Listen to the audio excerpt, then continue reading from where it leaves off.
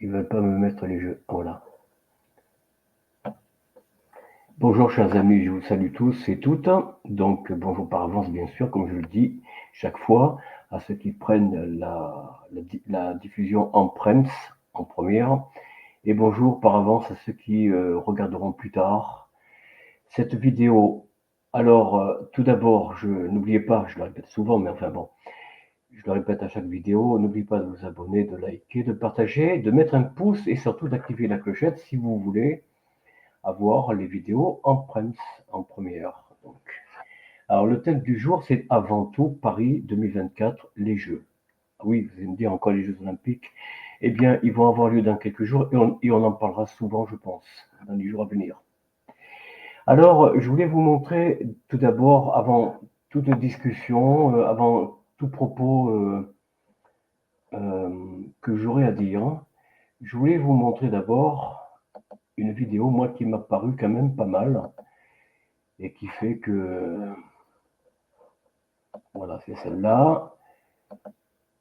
Alors, je vais vous simplement essayer de résumer un petit peu le sujet. De quoi s'agit-il?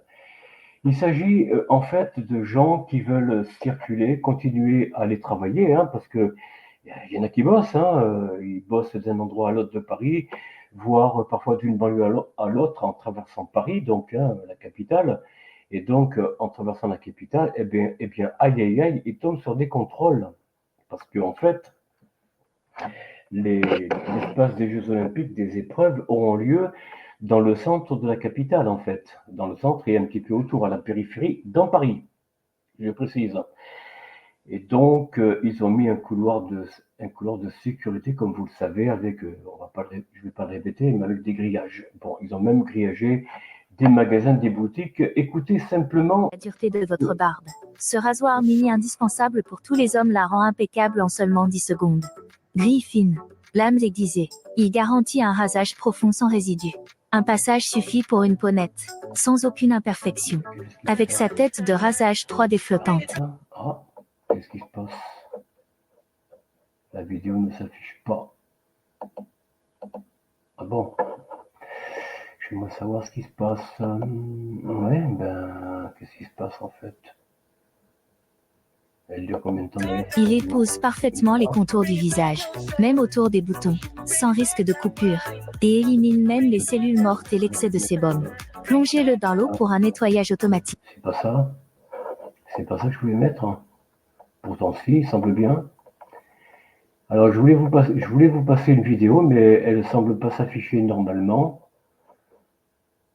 Bizarre. Ah oui, d'accord, ils mettent une publicité. Nous serons le moteur de l'émergence Voilà. d'un monde qui vise la Je crois démolition que de c'est l'hégémonie un peu ça. occidentale sur les affaires mondiales.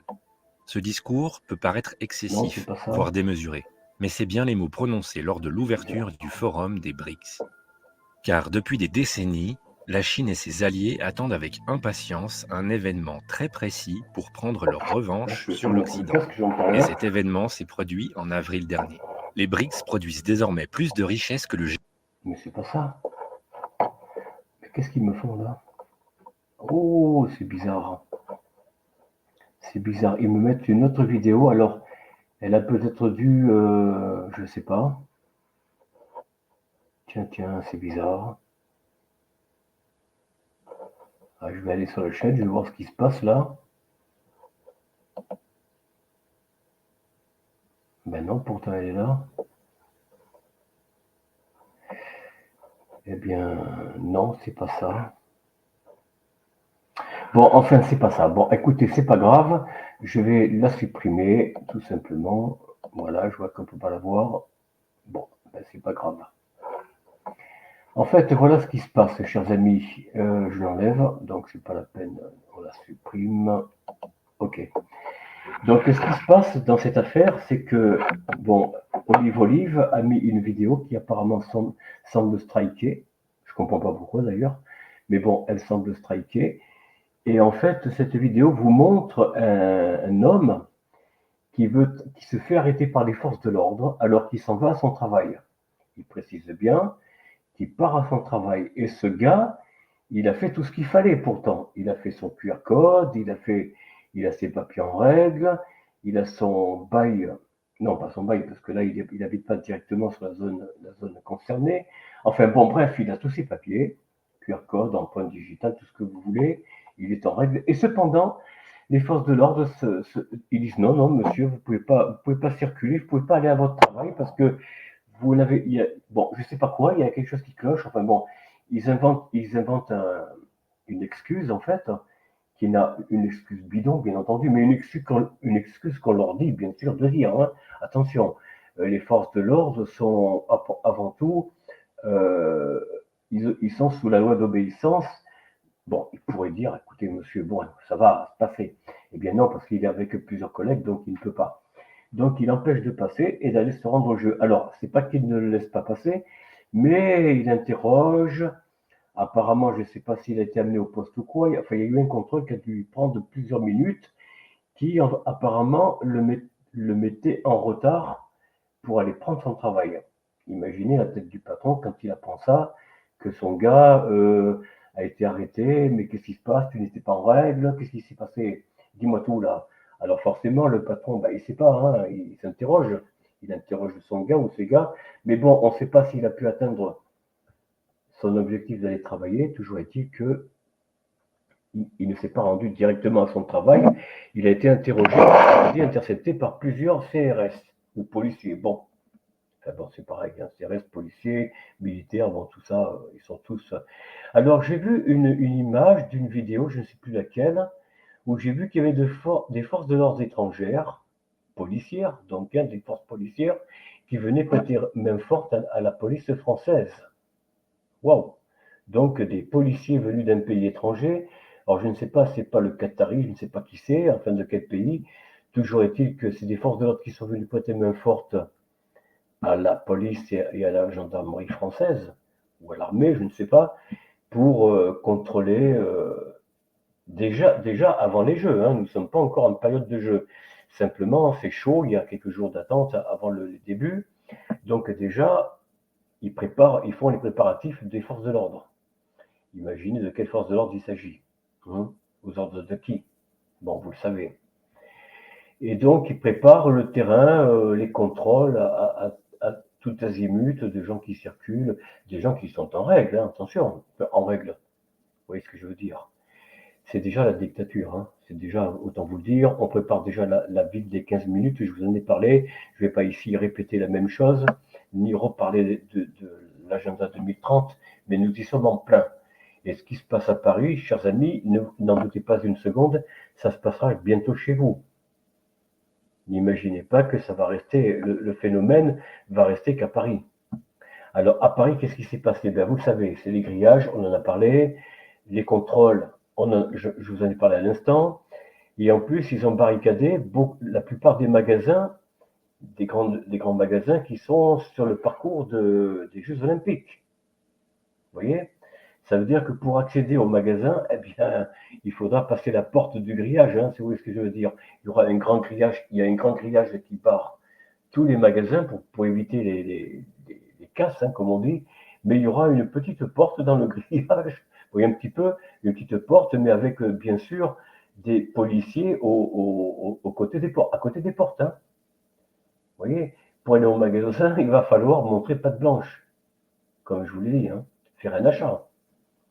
Et beaucoup de commerçants se plaignent déjà, il y a des répercussions qui déjà 2 semaines avant, là on est à quelques jours, hein, donc on n'est plus même pas à une semaine, mais il y a déjà 2-3 semaines que déjà les patrons de magasins commençaient déjà à se plaindre en disant que oui, c'était déjà même avant les installations des grillages, donc déjà, ils se plaignaient de voir des gens qui ne pouvaient plus accéder directement à leur boutique, c'est-à-dire à traverser la rue, puis aller hop, on rentre dans le magasin.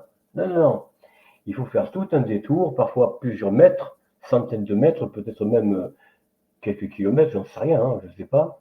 Je n'ai pas tellement vu l'image vue d'avion, mais ça doit être chaud, si vous voyez ce que je veux dire. Alors, tout ça pour dire quoi finalement? Que les Jeux Olympiques sont la préparation de la ville des 15 minutes. Comme je vous l'ai dit, après Londres, après les pays d'Arabie Saoudite, hein, il y a eu un projet qui a capoté, mais enfin, Ils continuent à construire ces villes des 15 minutes, en Arabie Saoudite, dans le désert. Et donc, ça se répand chez nous. Ça se répand chez nous. Et l'Arabie Saoudite, je vous l'ai dit, est l'un des principaux investisseurs de notre monnaie européenne, de l'euro. Donc en fait, ils soutiennent l'état financier de la France. Mais là, il semblerait qu'ils s'en dégagent. Je vous l'avais dit, je crois qu'ils s'en dégageront ou ils s'en dégagent déjà, je ne sais pas, mais en tout cas, l'Arabie Saoudite commence à taper du poing sur la table parce que les finances françaises ne s'arrangent pas. Et puis bon, il faut toujours que les investisseurs en mettent plus. Et là, ils en ont marre, ras la casquette. Ils veulent arrêter de payer la dette ou les intérêts de la dette française. Donc, les Jeux Olympiques, préparez-vous, chers amis. J'ai appris ça sur TikTok. Beaucoup de gens qui mettent des vidéos sur TikTok, ils découragent, ils déconseillent aux gens de se rendre à Paris. Et je crois que moi, je vous l'ai dit, hein, c'est pas moi qui l'ai annoncé, je l'ai appris avant. Hein. Les Jeux seront un fiasco. Bien sûr, le gouvernement ne va pas nous dire ah ouais, c'est un fiasco, non, on n'a pas réussi notre pari. Ils vont pas vous dire ça. Ils vont trouver des excuses, bien entendu. Encore s'ils le disent, s'ils en parlent du fiasco. Mais ça risque de faire tellement tache d'huile que je pense qu'ils auront du mal, les journalistes, on va dire, auront du mal à ne pas révéler l'information ou les informations. Alors, ma foi.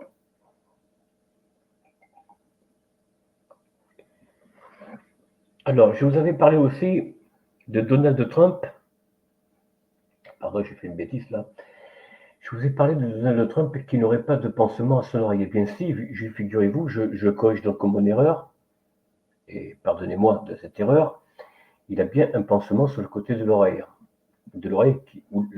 qui a été éraflé par une balle. En fait, s'il porte un pansement, il est assez important. Alors bien sûr, des questions se posent. Est-ce que c'est vrai? Est-ce que c'est pas un faux drapeau, un faux attentat, une mise en scène? Bon, les avis sont partagés. Moi, je pense que de toute façon, Trump ou pas Trump à la Maison-Blanche, ça ne changera rien. Absolument rien. Oui, peut-être la paix en Ukraine, mais la paix entre la Russie et l'Ukraine, mais je pense à l'avantage du deuxième. Maintenant, c'est vrai que Trump semble être un ami de Vladimir Poutine, mais dans quel sens entend-on cette amitié? Parce qu'en fait, tous les hommes politiques de la planète, du monde, ils sont tous à se faire des cadeaux, des promesses, etc. Bien sûr, bon, derrière, ils s'envoient des invectives, bien entendu, devant les caméras, devant les journaux, devant la presse, mais en fait, ils sont tous copains, tous. Tous les dirigeants du monde s'entendent sur beaucoup de points. Sur le plus important pour on va dire, pour les loges, hein, vous voyez ce que je veux dire. Tout ça, ça se tient. Les peuples se battent, ne se connaissent pas, mais les dirigeants ne se battent pas et ils se connaissent très bien. Très très bien, croyez-moi. Alors bien sûr, on parle de Biden poussé à la sortie, mais tout ça c'est du flanc, c'est du flanc. Tout ça c'était cousu d'avance. Bien sûr qu'il va être dégagé, mais pourquoi faire?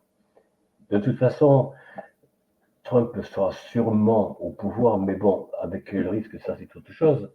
Bien sûr qu'il y a eu des attentats contre Trump. Trump a essuyé, même quand il était président, même déjà en 2016, lors de sa candidature, il a déjà essuyé un attentat. Déjà. Bon, dans une salle.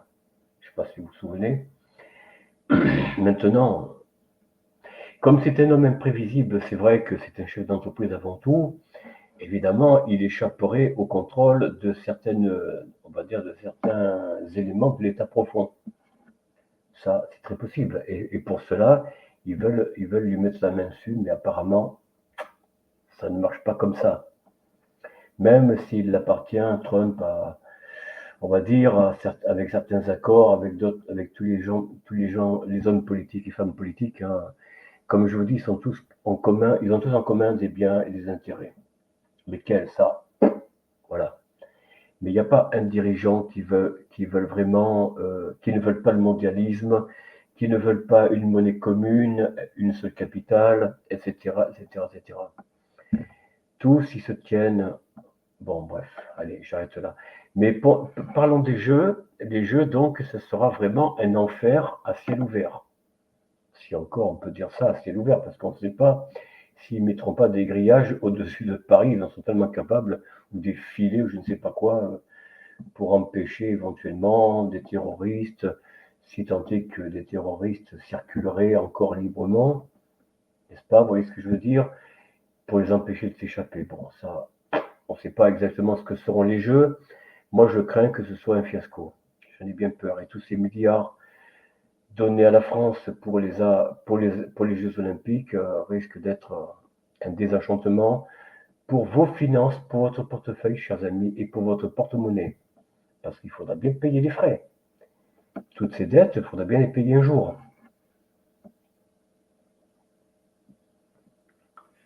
Maintenant, qu'est-ce qu'il en est de l'affaire de l'abbé Pierre? Je vous en ai parlé dans une vidéo précédente. Eh bien, je n'ai pas appris grand-chose, on n'en parle plus. C'est curieux, les médias n'en parlent plus. Tout d'un coup, c'est silence, blackout, et oui, place au jeu, hein, bien entendu. L'abbé Pierre, chut, Madame Dehaze, taisez-vous, on verra ça après. Pour l'instant, laissez place au jeu. Permettez que d'abord, on amuse un peu les Françaises, les Français et les Françaises. Vous voyez qu'on amuse les gens, en leur disant tout se passe bien, regardez, soyez à l'affût devant votre télévision, à chaque épreuve que l'on va vous donner, vous allez voir, la France va remporter des médailles, les États-Unis vont remporter. Bon, bref. L'affaire de l'abbé Pierre, tout d'un coup, silence. La guerre en Ukraine, silence. C'est bizarre, non? Ces deux affaires pourtant d'une grande importance pour notre porte-monnaie, surtout la guerre entre la Russie et l'Ukraine, hein, a des conséquences qu'on veut étouffer. Il faut amuser les Français, du pain et des jeux, s'il vous plaît. Nous sommes à l'époque romaine, hein, vous voyez, on revient sur la romantique, et là, je crois que tout est basé là-dessus.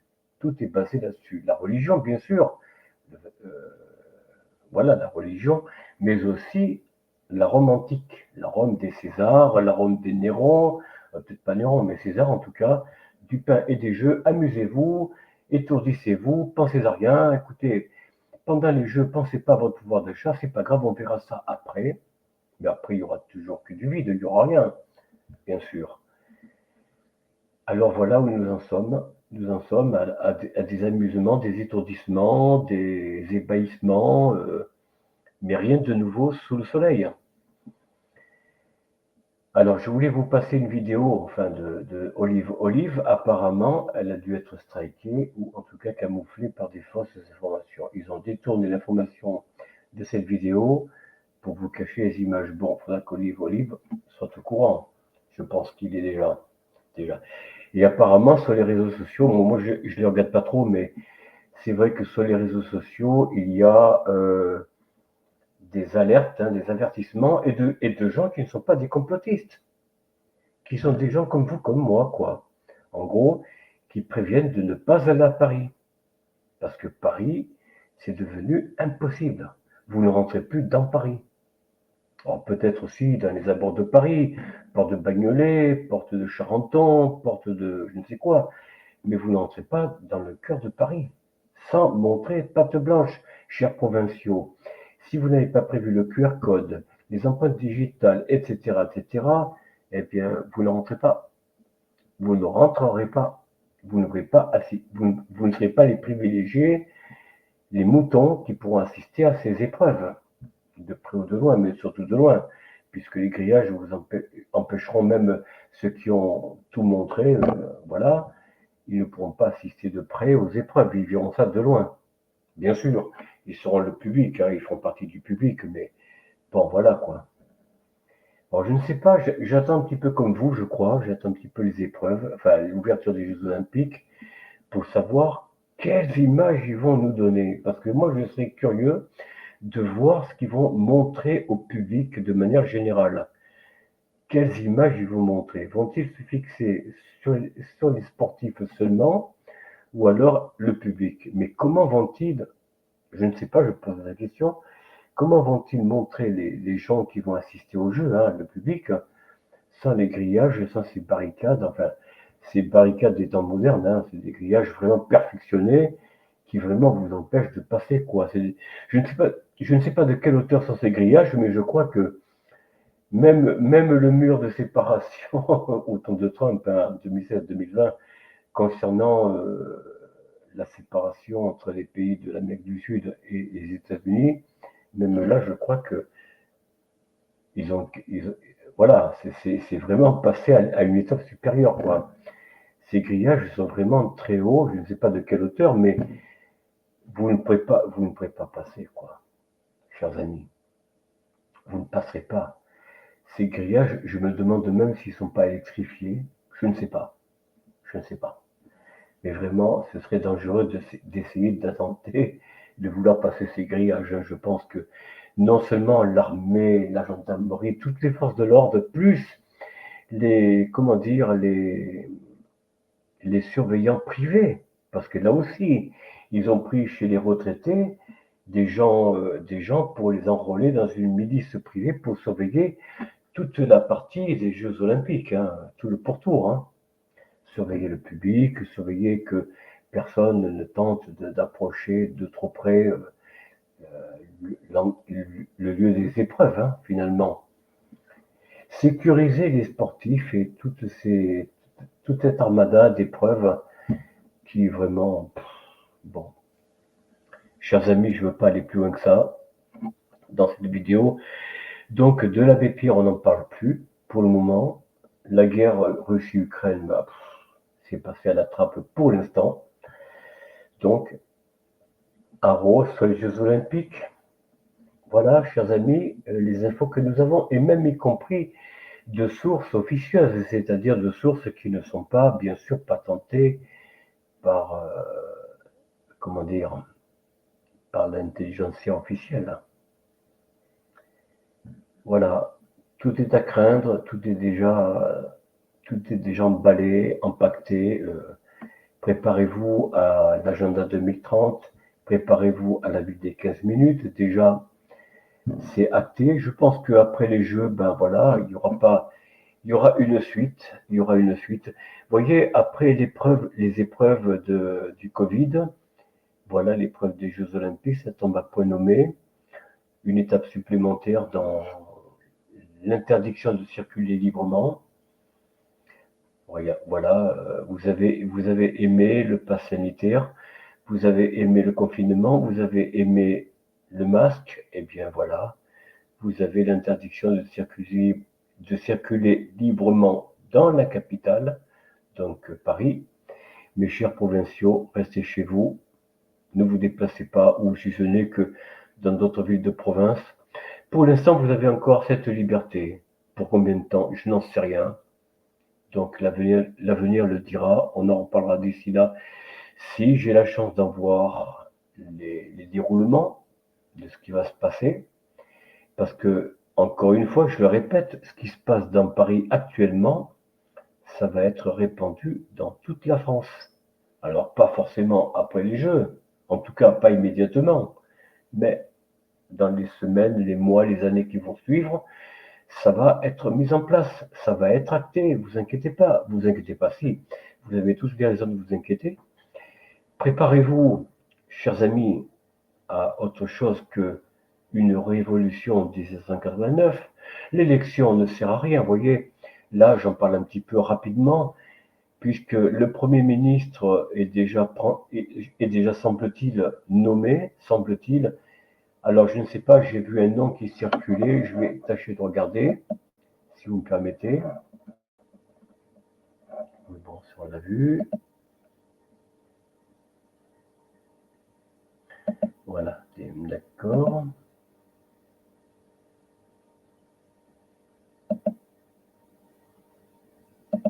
Alors, je ne sais pas, je l'ai vu tout à l'heure. J'ai vu un nom qui est proposé. Ouais. Non, il n'en parle pas.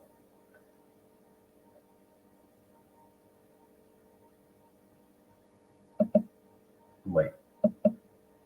Bon.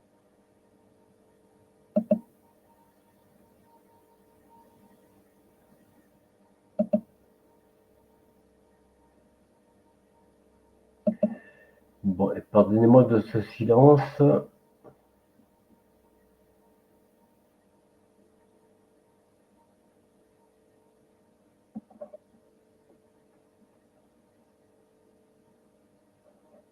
Oui.